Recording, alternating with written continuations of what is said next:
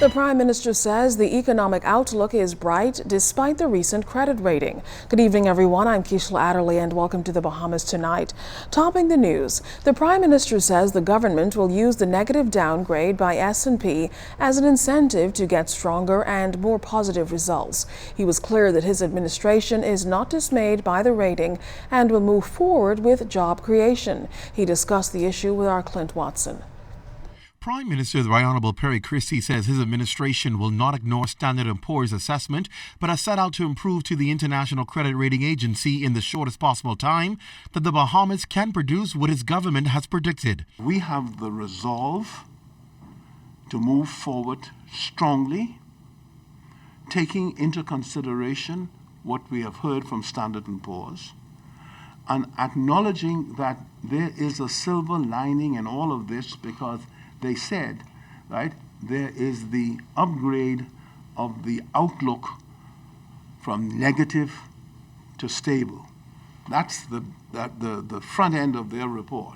And that means, therefore, we are disagreeing on the time it's going to take to bring about the results that they say should be in place here. And while the rating which places the country at below investment status, the Prime Minister is not accepting that. He says his government will be improving the process to approve investments and facilitate the expansion of the economy. We are satisfied that in the coming months, and even before general election, the people of the Bahamas will see positive developments, job-creating developments in different islands in our country.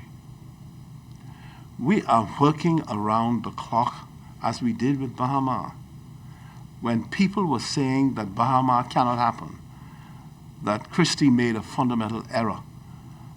Right? We produced a major positive outcome for the country with what is happening with Bahama now. Likewise, we are working assiduously to bring about relief and positive outcomes in Grand Bahama. Amidst doubts by the opposition Free National Movement that the recent decline in unemployment figures were overstated because of temporary construction jobs, Prime Minister Christie outlining how those figures were derived, stating that in the past many of the family islands were left out when data was being collected. He notes that we now have a true picture of national figures. And the Statistics Department has gone into Bimini, they've gone into Abaco, and they've gone into Exuma. And they have found positive indicators of employment in those areas that have impacted the national unemployment rate.